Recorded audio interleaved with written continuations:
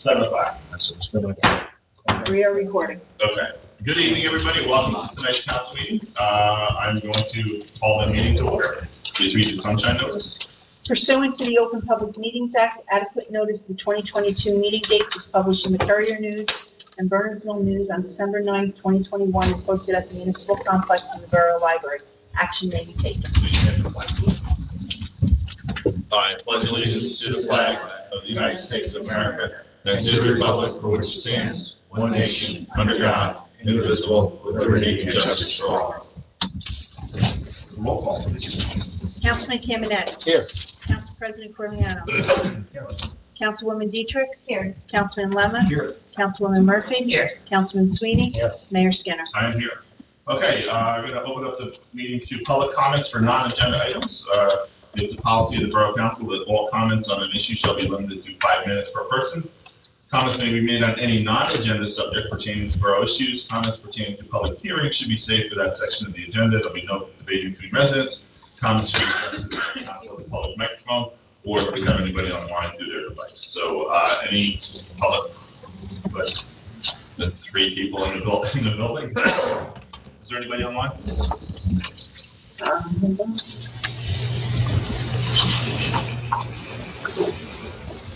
They're not really jumping up and down, so. There are 2 people online and neither one is. Okay. All right, closing the public comment section. Moving on to old business. Don, I guess. Yeah, so at the last meeting, we had talked about cruise control at the park. As you might recall, we put the amber flashing lights, which have worked a little bit, but it hasn't gotten rid of the problem. They're still there, and they're still eating plants and defecating on the park. So Amy Dietrich, and thank you for the referral, had said that in a farm property that she lives at, they used a product from the Cenas where they came in and sprayed it was highly effective. We came to find out that the product is covered under state contract.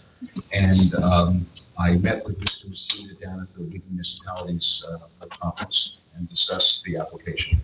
So it's basically $125 an acre. It's 3.5 acres that he would spray, which is about 400 and change. It would be monthly application. He said he would also spray the area that they're going to by the municipal building and not charge us for it. And he also said that he would do the first application for free so that we can see if it works or not before making a decision. So I don't see any downside at this point to doing it. People had asked about the ingredients, which I sent out to the Board of Council, but just for the benefit of the members of the public, it's an egg extract mixed with a mint oil and a second natural oil, so it does not have to be EPA registered, and it's not toxic. Apparently the geese do not like it. So again, I don't see a downside. There's a state contract. We can go month to month. If it works, it works. If it doesn't work, not only do we not have to pay, but we'll get our money back. So reasonable with that period. And we just need a consensus from the council to proceed in Nancy to take the next steps. Absolutely. Yeah.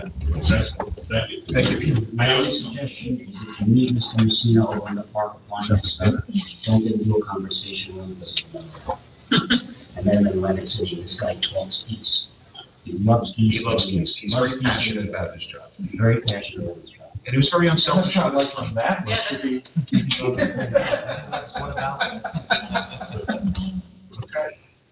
Any other old business? Moving on to new business.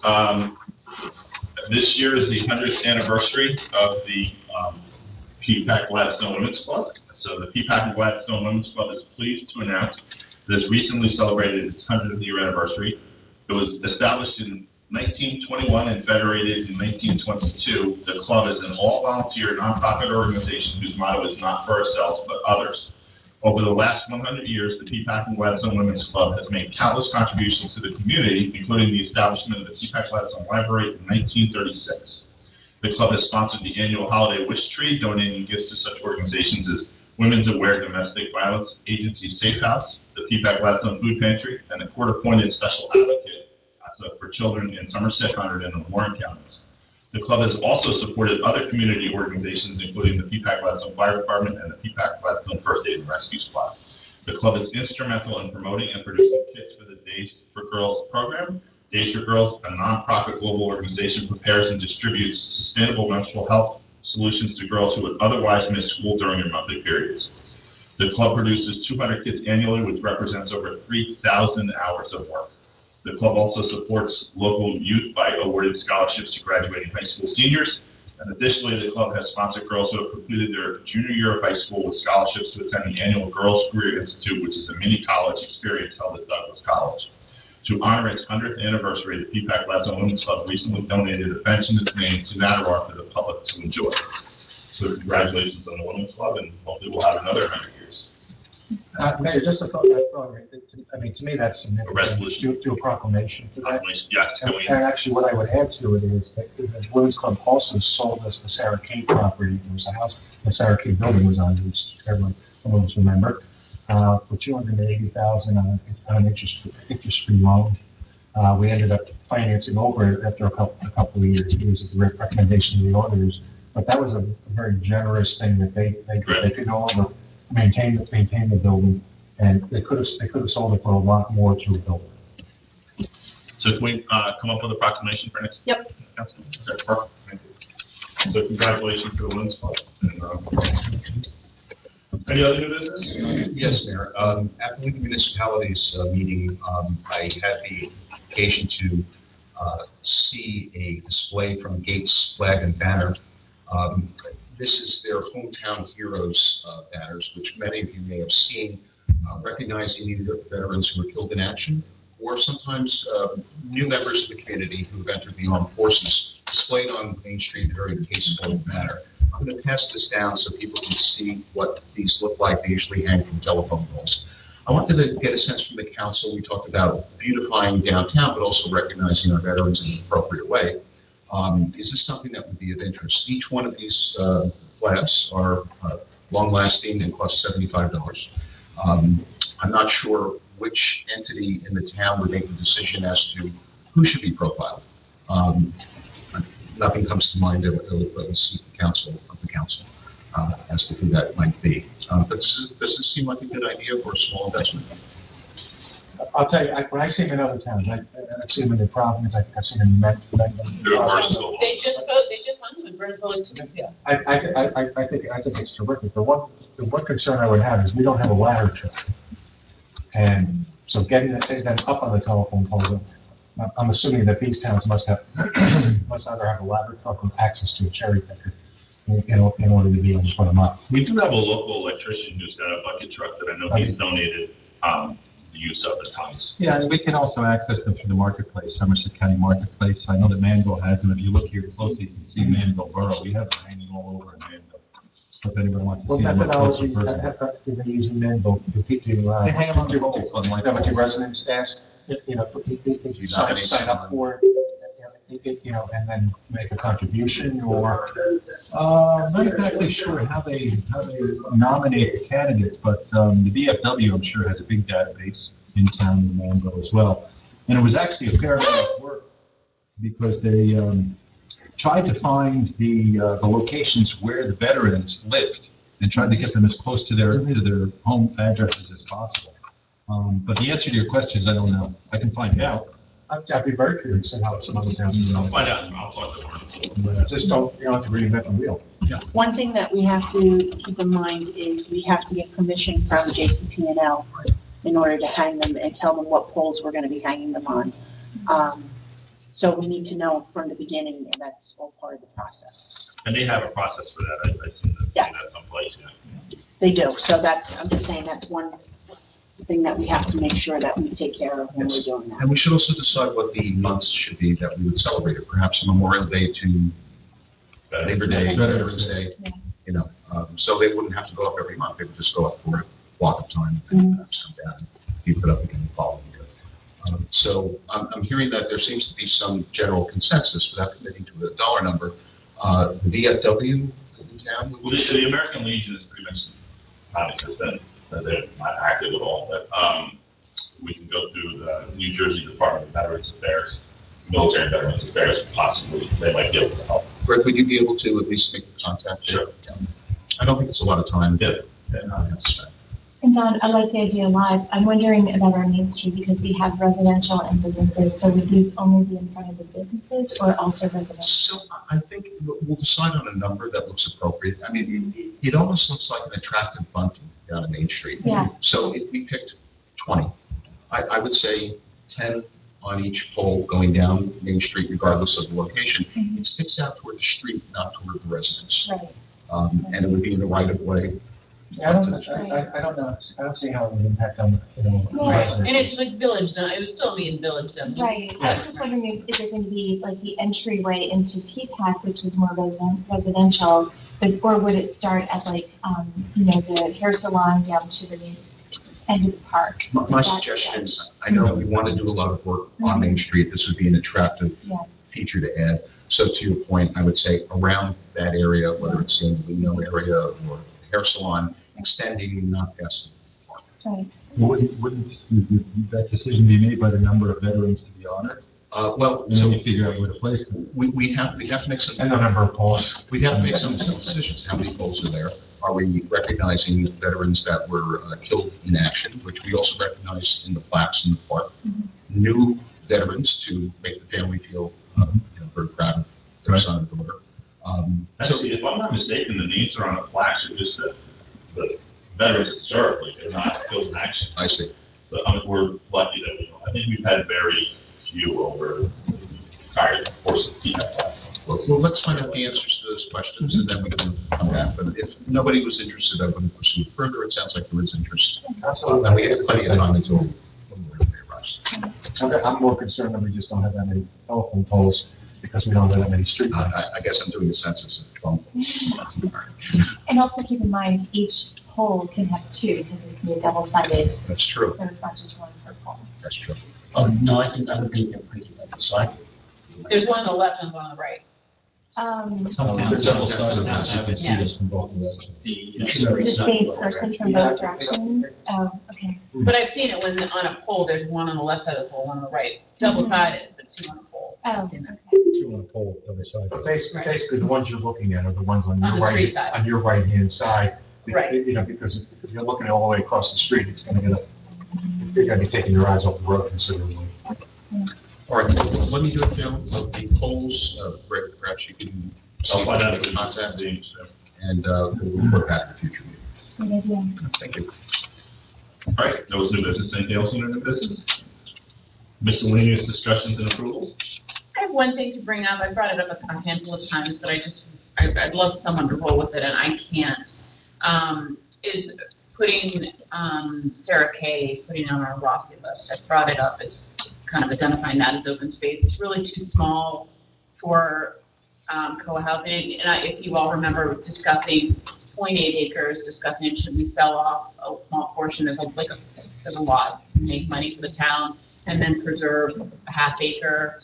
But it's something that, I do think it's a nice corner, kind of entering the municipal area.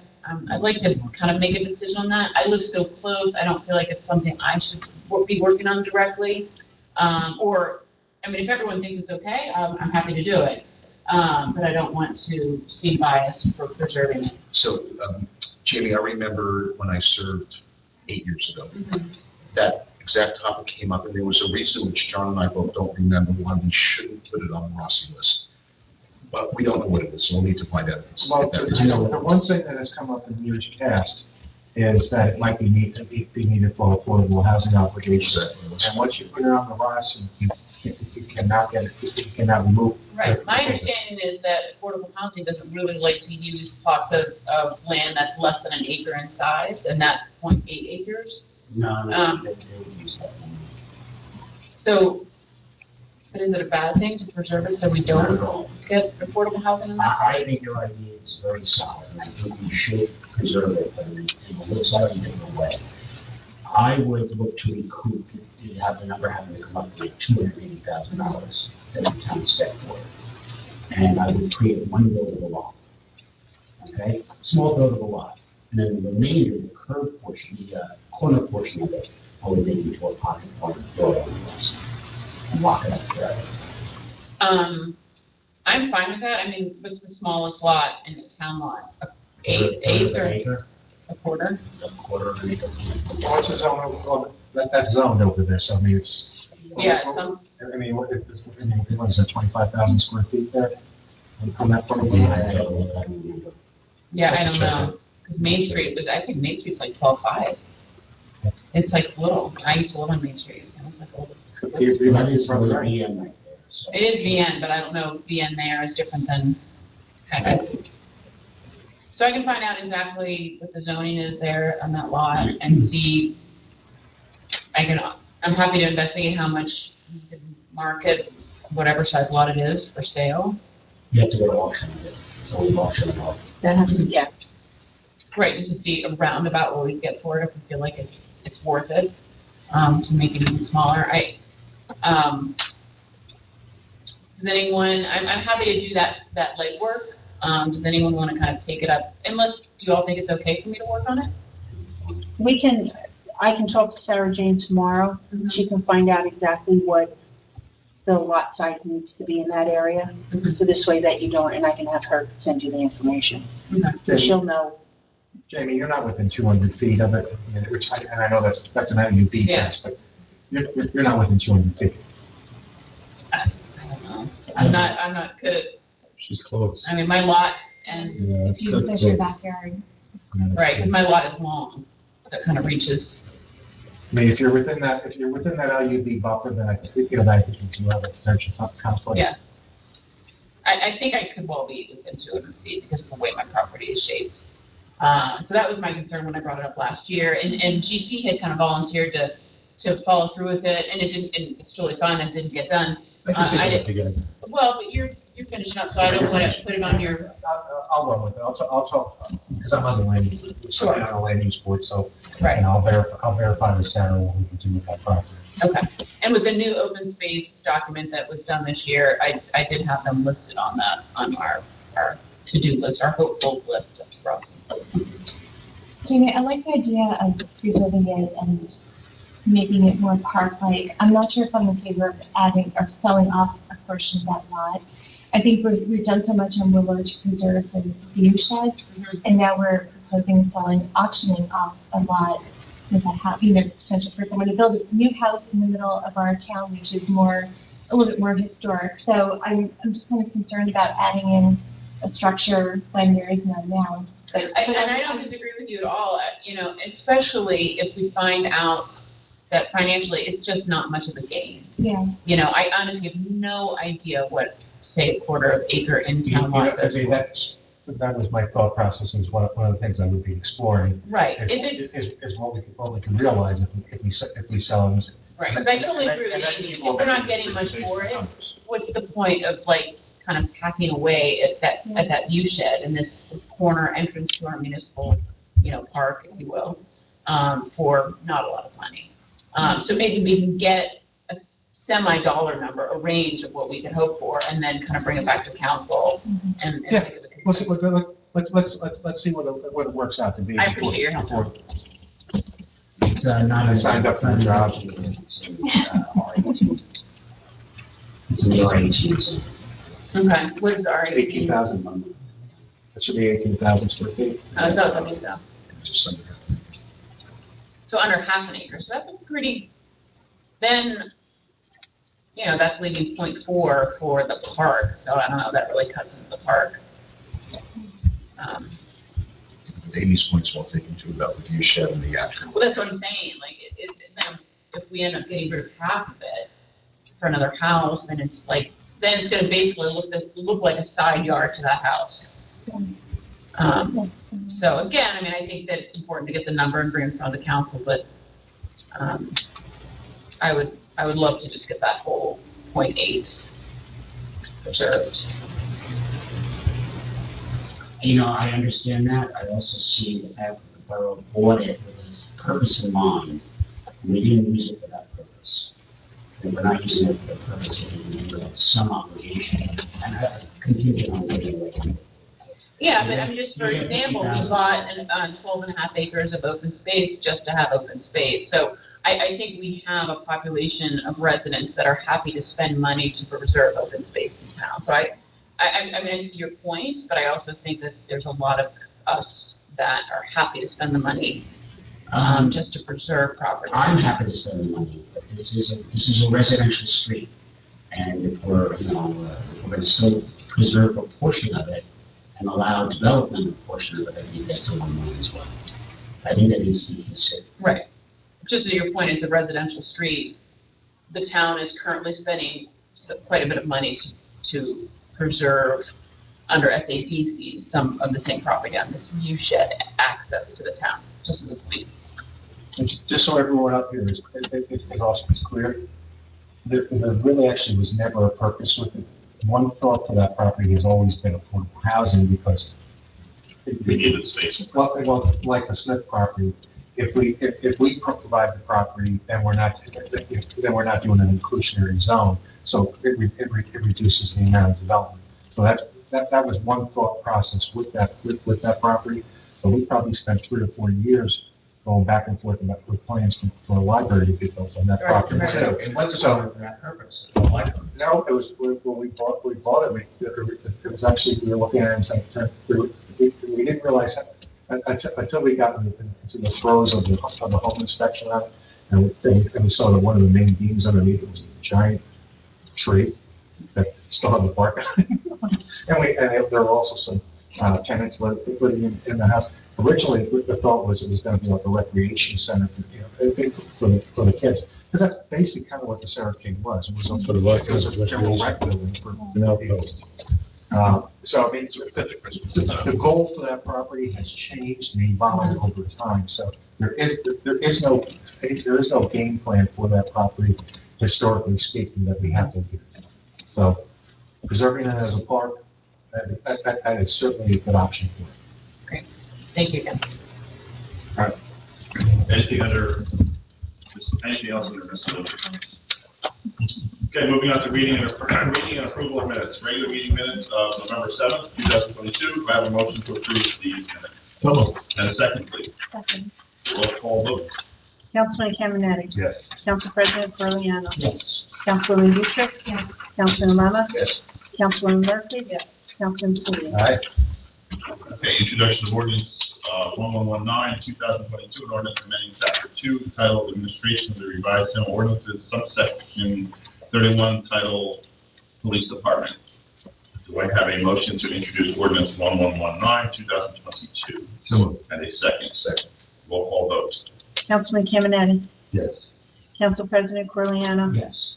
Councilwoman Dietrich? Yes. Councilman Lema? Yes. Councilwoman Murphy? Yes. Councilman Sweeney? Okay, ordinance 1119, 2022 is introduced and shall be published in summary in the Burnsville News, and the public hearing for said ordinance shall be held on December 22nd of this year or shortly thereafter. Moving up to resolutions. We have I want to leave one out, 20 or 226-22, but we have a consent agenda for the, okay, for consent on the rest. Yes. Which one are we leaving out? The, being paid. And we also leave out the, I just want to talk about it for a second. The meetings for 23, which is 24. Sure. Because So, resolutions are 223-22, 225, 227, 228, 229, and 230. I have a resolution to approve those. So moved. Second, made a motion. Second. Second. Roll call vote. Councilman Caminiti? Yes. Council President Corliano? Yes. Councilwoman Dietrich? Yes. Councilman Lema? Yes. Councilwoman Murphy? Yes. Councilman Sweeney? Aye. Okay, resolution 224-22, resolution for open public meetings of the mayor and council for the borough of PEAPACK and GLADSTONE for next year. Okay, I have option. Let me get we have a motion to approve resolution 224. So moved. Second. Second. Okay. I have a quick idea I'd like to run by the council. I don't know if it's a good idea or not, but why not explore it?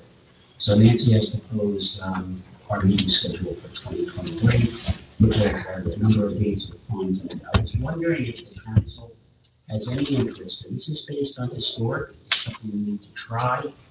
You can always reverse it, but you can't go back and put it in so easily. I'm wondering if we would like to, for just a handful of these, I'm thinking maybe 3 or 4, want to do an electronic meeting. For example, the second meeting in December. For example, the one meeting in August. Okay? do an electronic meeting. That allows some of us who might be away at that time to participate. And I'm not thinking a lot of dates. I'm thinking, obviously, in the beginning of the year, none of them, because we're busy. But as the year starts to taper down, perhaps June 27th, perhaps August 15th, perhaps December 19th were the ones that came to mind for me. And I just wanted to see what everyone thinks about that idea. And we can, that way Nancy can advertise it as those meetings will be electronic. So I think, Amy and I had a conversation about this outside of council, and we thought that having, really, we mentioned the summer, basically June, July and August, primarily. But I'd be, the end of June as well, just to give people that flexibility of traveling and still being able to attend. I mean, because I had that issue last summer, calling in as the only person calling in. It was difficult to hear. Yeah. It does give people that flexibility, so I would definitely be supportive of doing it for the summer. How does everyone else feel? Just going down the line. yeah, I don't have a problem just doing it for the summer. I'm definitely, I prefer to be here, but I definitely get it that if one person is online, they're 10 seconds behind the rest of us, and it's really not productive. It's either all or So it's all or nothing. I get it. Okay, so, anybody else want to comment on that idea? On the idea? So Let's table this one, So- Nobody cares what I am. Well, we care. Nobody cares. My preference is to meet in person. I think the dynamics are always better over in the room. However, having said that, I understand the arguments that are being made, and compromise of having the summer or just those 3 meetings is not unreasonable. Now, let me suggest this, and I'm just going to throw it out there, that we do the following meetings electronically. I'm just thinking about the time of year and all that. May 23rd, we skip one, we have an in-person on June 13th, June 27th, August 15th, and December 19th. So, Mark, what would May 23rd be on? It's before Because you're coming Memorial up right on Memorial Day, I think that's the time when people go away. But I'm open to ideas. I would be, I'd be comfortable with July and August. Yeah. On the basis And that. we can start there, and I think so too. Are you suggesting that we do just July and August? That's what I would Yeah, go so for. July 18th and August 15th, start there, and if we feel like the next year we want to stretch that out more. How about December 19th? I want to see all you guys right before Christmas. When will I give you all my gifts? She has a point. I- Way to break into I've been that. crocheting for months. Okay, I'm fine. I think to the last meeting of the year, like, you might have some proclamations you have to do, Yeah. and what, I mean, you can do those, virtually, but I think, All right, let's start with July and August, and Yeah. we'll go from Yeah, I there. think that's a great idea. Mhm. Okay, I just don't want Nancy to have to go back and re-advertise later on because we changed our mind, that's all. It's easy to take it away, but it's hard to put it in. So we're Okay. doing electronically, virtually, the July meeting and the August meeting. How about the June 27th meeting also? The second one. Yeah. Do you want to call that July? Sure. July, August, and June 27th. Okay, so June 27th, July, the July meeting and the August meeting, All right. we're doing virtually, okay. Thank you for listening to my. All right, who's going to be the person that shows up here on June 27th? And who's going to be, okay, Not me. who's going to be the person that's going to make the amendment to the resolution? I think March is. I'd like to amend the resolution to set the meeting dates of July 27th, June 27th, July 18th. I'm sorry. Rescinded. So the meetings are held via the GoToMeeting virtual session. Yeah, that's great. Okay, with that amendment, we can vote on that, or do we have to There has to be a motion in a second. Okay, do I have a motion for the, amended resolution 224? So moved. And a second? Okay, roll call vote, please. Councilman Caminiti, Yes. Council President Corliano, Yes. Councilwoman Dietrich, Yes. Councilman Lemon, Yes. Councilwoman Murphy, Yes. Councilman Sweeney. Okay, resolution 22622, authorization to pay P&K Construction for work associated with Liberty Park Improvement Project. I just figured, explain what that. Sure. So, Second. Second. Okay. so this is the essential, we're going to call it the final payment to V&K, but not really. So let me explain, it's a little complicated. The work at the park is done according to spec. at this point. And as you saw, the fences are down, the park is open, and everything is essentially complete. Now, the vendor has an obligation to warrant the plants until June 1st, water the plants until June 1st, and water the grass until October 24th. In speaking with Mr. Bruder and speaking with our architects, the consensus was that those items are not purely a maintenance bond item, but an actual deliverable. So we decided and have agreement that we're going to withhold 1.5% of the final check, about $13,000 and change, to make sure that the vendor delivers on those items, and they have filed a maintenance bond in the amount of $900 and some odd thousand to also protect us. So we have a double protection at this point in time. Now, they were on site last week to do the final watering and also blew the water out of the line so that it doesn't freeze over the holidays, or the winter rather. And so far they have gotten into gear and done everything to our satisfaction. So I'm not terribly concerned, but this is the payment for the work they've already done, less the retainage of 1.5% for the watering and the guarantee. And they have filed a performance bond for $900 and change, which Mr. Bruder and Ms. Brettster have both reviewed. Maintenance bond, sorry. Don, I apologize, what went over my head, but how much is 1.5% retainage? It's $13,000 and change. Well, he'll walk away from 13,000. Well, so let's think about what our risk is. If he walks away from the 13,000 and the only thing he has to do is water, we can. He also has to cut the grass until the 24th of October. We can do that without another thing. That's one. Let's say that there's some other calamitous situation that occurs. We have a $900,000 maintenance fund that's good until October 24th. Right. So, I want to be fair-minded about this, and I think we're well protected. Frankly, just based on the history, and nobody knows the history better than you do, I don't know if 1.5% just seems awfully light. Don, to John's point, there is one concern, that is, it is not a performance bond, it is a Maintenance bond, I correct this. okay? It's a maintenance bond. So, let's say the pipe collapses under the ground. That's not maintenance, that would not be covered. It would be covered. That would be maintenance. Failure of any product or service would be failure of any product. would be During the warranty period, because there was explicit language in the contract that they have to warrant everything for 1 year. 1 year, and you confirm that October 24th is the start date. That is correct. So, we formally accepted the work when the final inspection certificates were issued by our plumbing and electrical inspector. The second one of those was on 24th of October. The June 1st date for the plants, there's a tolling period that starts when the plants go in the ground, and the less of those plants will be June 1st. Also mentioned, just for completeness, that there were 2 oak trees that they planted that are in questionable health. This was due to them not removing the burlap, though they were instructed to do this several times, so they may not live.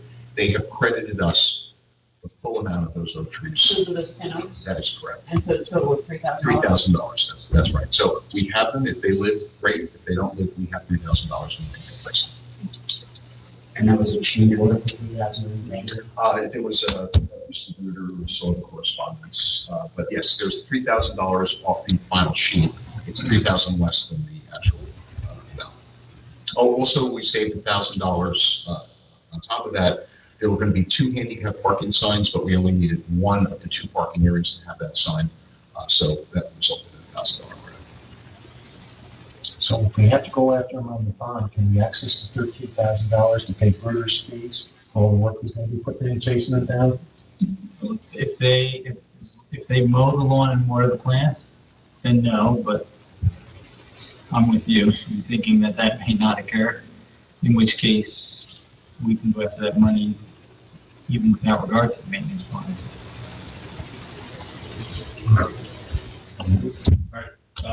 Roll call vote. Councilman Caminiti? Yes. Council President Corliano? Yes. Councilwoman Dietrich? Yes. Councilman Lema? Yes. Councilwoman Murphy? Yes. Councilman Sweeney? Aye. Then moving on to the bills list, resolution 23122, approval of bills assigned and listed on the payment list. Can you please read the total? $131,845.42. Are there any items that need to be pulled for discussion? Hearing none, motion to approve resolution 23122.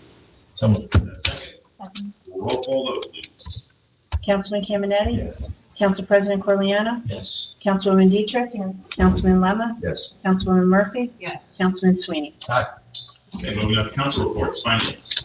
Mayor, I have nothing on finance, but I do have a report on Okay, very quickly, everyone, affordable housing committee met this afternoon, just to review where we stand. One thing, and then John Sweeney and I met earlier this morning with John Zabo, just to see where we are and everything, and see what we have to do next steps. There is one thing that we do need to do, and that is to hire a firm to assist us in managing our affordable housing. It's something we haven't done that we should be doing, that many other towns are not yet doing, but they will all come around to having to do it. Nancy was on the call with us this afternoon, and we'll put an RFP together for early next year to look to acquire a firm to help us with our affordable housing management. And when I say management, really supervising the developers and owners of affordable housing to ensure that they're being rented properly and being maintained. The compliance. Yes. Every municipality is going to end up having to have. Every time a new tenant goes in, there's a report to be filed. That's right. As the affordables go in, as there's new tenants, new affordable units, it's got to all be managed. So it's an absolute necessity really for every municipality. For the larger properties that we have that are affordable, we're taking the landlord's word for it, that their tenants meet these requirements. And they're not our agents, so this is what needs to be done for this. And they're not indemnifying us either, but if we get hung out to dry, that's right. And Mark, on a related point, and excuse me for not knowing this, but does our agreement, and you may not know off the top of your head, provide for a formula that's updated annually with the HUD standard as far as the income levels for the low income affordable units? So don't know. If we don't have that in there, we can submit an amended. I thought the consent consent order was the state issue. Different regions or areas. We have to have it as part of our agreement that we are going to do that. If we have not done that, we can submit a consent order that Fair Share Housing Center will agree to, and it will just link it to the HUD formula from then on. Okay, I gotta check this. Because otherwise, the level Never change. never change, can say low, whereas under HUD it's going, maybe going I up. thought they actually used different numbers in different counties. It's for different regions. Region. Yeah. We do. But that's all on the HUD numbers, it's not just I one. have to do it. It should be towards the later installments, but that's just one thing to figure they throw it out there. Because I know it's not covered on Do we have anything in our ordinances that if we bring on this administrator and the people that have been relying on this down for it to make sure they're in compliance, what kind of recourse would we have if we discover that we've got tenants in there that don't belong there under the affordable rules? I think that they would, those tenants would be subject to eviction.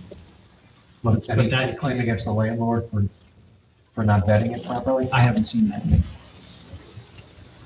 But they John, definitely have the responsibility. you make a good point. We may have to at some point put in some sort of ordinance Yeah, that's what I'm to saying. allow enforcement against the developer landlords. You know, Since fines and Virginia? all that. Yeah, fines and all that. Okay. Anything else? Right, sanitation and sewer. So on the sewer system, some once in a decade maintenance were done with our valves. That's been completed. As far as staff goes, as I mentioned previously, we've got quite a substantial grant in conjunction with the other communities that use the regional sewage center. We have not received money yet, so we can't issue purchase orders for the equipment. That pumping station is a lot of work. We also have been told that there's a federal grant coming. We we have not received confirmation of that as well. If both grants come, there'll be virtually no impact on the sewer rates for people on the capital budget. We'll be in excellent shape. So stay tuned, but I feel we're in reasonable shape now. And the staff of folks, which is coordinated by one of our former employees, Rodney and Catherine, they are making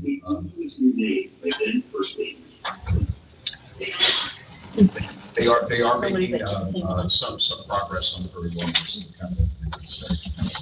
His hours have been up too, right? Because I was no longer running a public works system. That is correct. Okay, Borough Property. Yes, Mayor, just very quickly, 3 items. First item on the scout cabin, we are making progress. My understanding is that we have some quotes in place. They've yet to be reviewed and vetted for seriousness. We have, I think, 5 outstanding items that we were getting quotes for. One was heating and cooling. The other one was insulation, bolstering the insulation. One was doing doors, and then the electrical service upgrade. And then maybe some storm windows and a new entryway door. So I'm working with Nancy on that. We're going to review those things next week. This is a short week, and we'll take a look at it and make some recommendations that we'll have ready for the next meeting. GP, I know there was some concern about we call it the roof insulation, but it's on the inside, so that it won't detract from the craftsmanship of the inside of the cabin or whatever. Well, the rafters will remain exposed, but the sheathing will be covered, which is basically beaded board pine sheathing. There's nothing special about that product, historic or valuable. It's going to be about a 2-inch rigid foam panel that's going to be surface mounted to the underside between the rafters. So the rafters will still be exposed. There'll be a nice clean look in those bays in between the rafters. If they have a rendering of it. Absolutely. The other item is that DPW has been looking into the repairs to the dentist's house or our house, Park House, and we should have some more information on that by next week. Compiled so maybe we can put together a timeline and a preliminary budget for the necessary repairs depending on what should be done there. So put on your thinking caps in terms of visions for what you'd like to see happen going forward. Dreaming doesn't cost anything just yet, and then we'll take a look at it. You know something we don't. Anything's possible in New Jersey.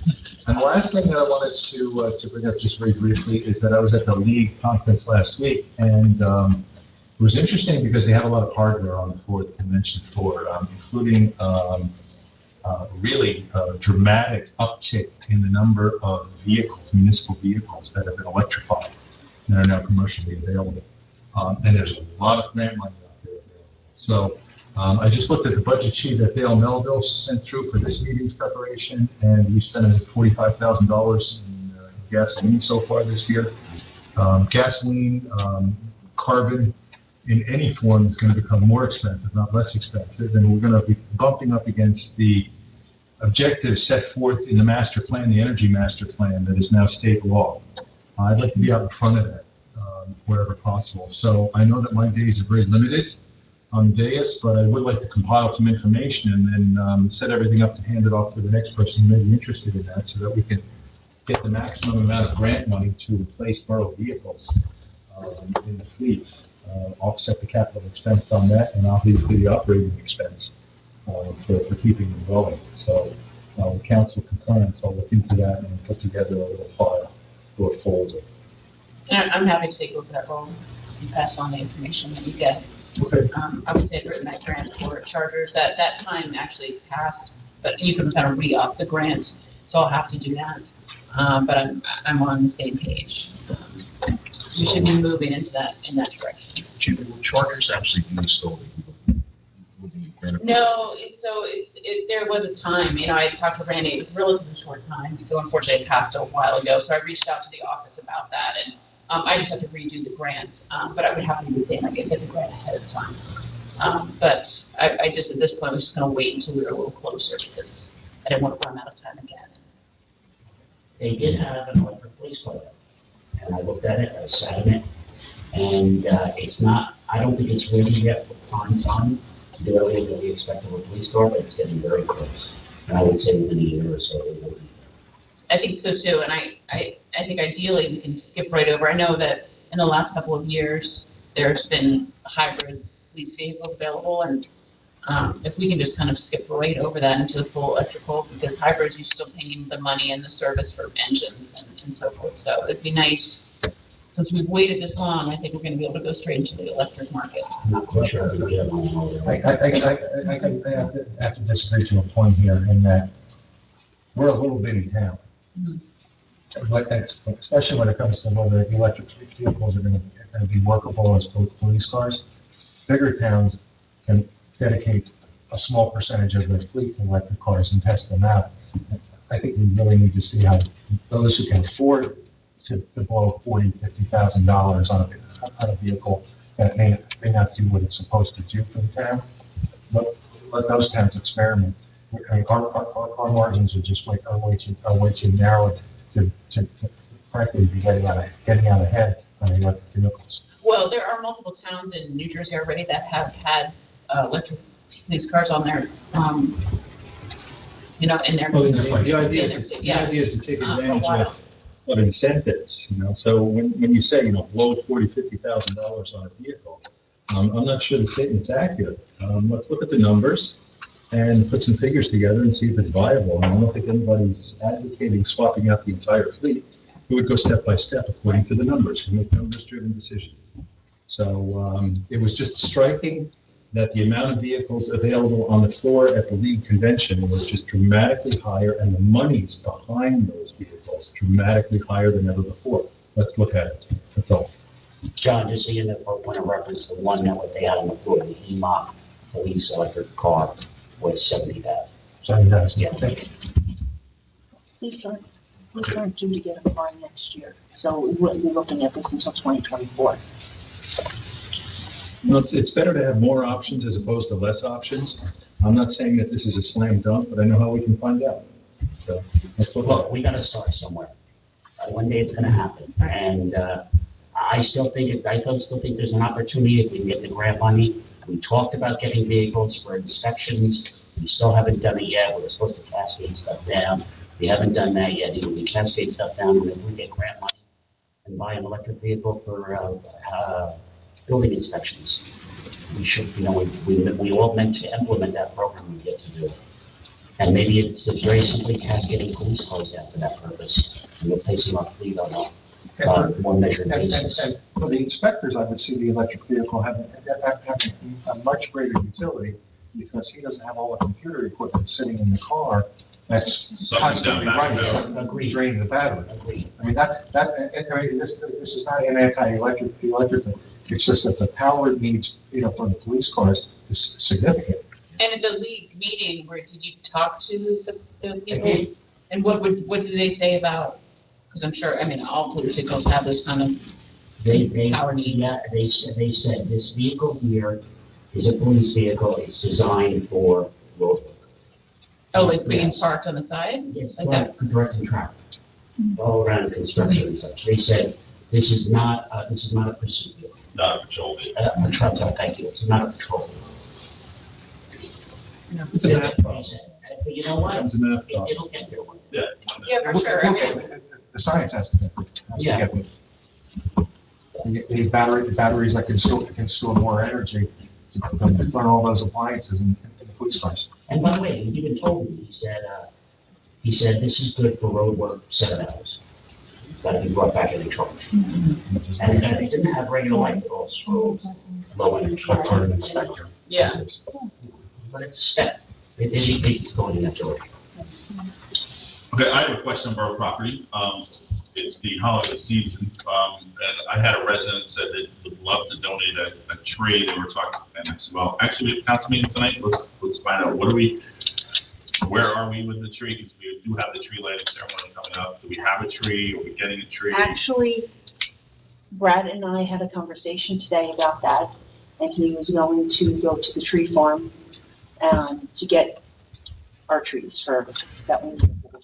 How about I pass on the name of the person to you, then you can Yes. work out the, okay. Mhm. Right, just That'd be see great. if it will work. And that's gonna be not a permanent tree, right, but a. Right, Okay. correct. It's not a permanent tree. And what they are looking to do, one of the concerns that Brad has is the bigger the tree, the bigger the stand. Right. And that is one of the concerns, that we can get a stand that will hold. Okay, a big- I'll, after the meeting, I'll give you. Okay, Fire and first aid. I'm sorry, Mayor, before we move on from holiday decorations, are we all agreeing, and it has been communicated that we're not putting Scary Santa back up? we are not, that was another conversation that Brad and I had today. We're not putting, Scary Santa back up this year. We did last year, we did buy the big blow up, Santa Claus that we had in the back. We are gonna put that over next by the gazebo, and we are gonna put the menorah out. Yeah, the North. And the Christmas The tree. real Santa Remember, it Claus was show out, was and the scary. kids came here, and we had to blow up. It was an Santa. 11-foot blow up Santa Claus. We're gonna put that in the park? Yeah. Yeah, we're gonna put it by the gazebo. We can always And take is it down. there's power over there by the gazebo? Yes, there's power over there by the gazebo. We can always take it down if it doesn't look right. All right. Are we gonna have the scary Santa repainted? We are going to try to do that, or we're going to try and look for Which, something to replace it. Another thing So that's, Oh. but we did look, and I did look when we were down at the league last week, and some of the pricing on some of these things are Outrageous. outrageous. I know, I feel like it's And- budget savvy to have someone just repaint it. And it, like, so I'm going to spend a year looking at what we can do. And Because there's some artists in town, I mean, we might be able to just get a local resident to take it up as a I like the project. idea of the wooden, or it's a wooden Santa, right? Yeah, the So scary you can't Santa. see it, yeah, but could be made unscary by. Exactly. Put a smile on the face. But there's also, and I don't know where I saw Has it. anybody really met Santa? Maybe he really is that way. we have an opportunity to meet him in a couple of weeks. Scary's really bad. So but we were not going to put this scary Santa out this year. All right, I'm not going to be upset. fire and first aid. Oh, no report. So, okay, police, I know what to make. roads and transportation. No report. And I have nothing for zoning or the mayor's report. So, GP, if I could just kick in, on the road report, the county has painted Main Street with the crosswalks. Brad had told me that he had hoped to paint the local crosswalks this week. Nancy, that didn't happen. You checked it, because the window is down to date. They did not put any crosswalks on Pottersville Road. Correct. They put the crosswalk on Main Street, but not on Pottersville Road. You are So correct. there's crosswalks all the way up Pottersville Did Road. they do all the crosswalks on Main Street? I think, John? I think just the area they repaved is what they repainted, but Brad had assured me that he was going to do the There's that local Coco ones. Lots in front of St. Coca Francis. Lux is done, but I'm not sure about the one right out here, though. St. Bridget's, they did not do the one here. No, they No, I did. feel like I Yeah, walked. right in front of the park, they did that one. They did not. And Nancy, did you catch? If you hold and on. I think the police department came up with a list. The also. county is aware, and Brad just texted me, the county is aware, and he did make the county aware of what was not. Yeah, there are a couple that were missing. But there's some local roads too that Brad and his team will need to do crosswalks. So for example, right across from the Gladstone Deli, as you go up, Yeah. Dewey, thank you. That one, you can't even see the crosswalk anymore. It's completely worn away, and probably 4 or 5 others in town. So it'll be a good chance to do it for safety reasons. Okay. Legal. Just as an update, I've been working with the attorneys for PG Residential, SJP PG Residential. They're really trying to push to get a developer's agreement finalized in place. I'll speak more about that. But we're growing closer to having a developer's agreement for the council to consider approving. And then there's a corollary sewer user agreement as well. So they're looking to push that development on the other side of 206. I think 82 units is what he's called for. And 67 plus 14, was it? so just be aware of that. Stephen, so that'll land on your desk soon. Administrator? I am still in contact with our broker, regarding the state health benefits program and whether or not we should change. He did say that, one of the HIFs, the Health Insurance Funds, is interested in us. They're trying to get us, it's through the underwriters, now they're trying to get us a quote. So we may be having, an an opportunity with another, price to come in for the health benefits for the employees. And the county's pushing theirs, right? Aren't The county, and that is the one I think that we are being, that has accepted us, so. And Brad just texted me to let us know that the overlook crosswalks are completed on both sides. So. Yeah. Okay. Mayor, can I just give one last quick report, if you don't mind? Last week I went down, I know Don was there and I know GP was there, to the League Convention in Atlantic City, which is a show of shows. And just tell everybody, as I'm really extending this to new people, I believe one's online and Jill is here. I'm not saying it's necessary to go down every year, it's not. But there are nuggets you pick up being there. You do meet people, you do speak to people, you do get ideas. The trade floor is absolutely worth it. I always come away with 4 or 5, 6 useful things I can cite, some of them that we've used here. But be open-minded 1 year to going down. It's worth, I was there for 2 days, and that's all you need. You don't need any more than that. But it can be a worthwhile exercise. Okay. Moving on to public comments, 3 minutes per person for agenda items only. It's policy of the Borough Council will call public comments on 3 minutes per person. No debating between residents, and this is for agenda items only. Comments to be addressed to the mayor and council at the public microphone or if anybody's online. Public. Okay. Seeing none. Hearing none. Do I have is there any further business? If I can remind everybody on December 8th, no, 8th? No. No, our tree lighting, December 4th. Yeah, thank you. We're having our tree lighting December 4th, so encourage everybody to be there. Do I have a motion to adjourn? And a second. All in favor? Aye. Anybody opposed? Meeting's adjourned. Our next meeting will be on the first Tuesday of the month, right there, December 6th, 2022, at 7 p.m. here. Thank you very much. Thank you. Happy Thanksgiving, everybody. Yeah, everyone, Thanksgiving.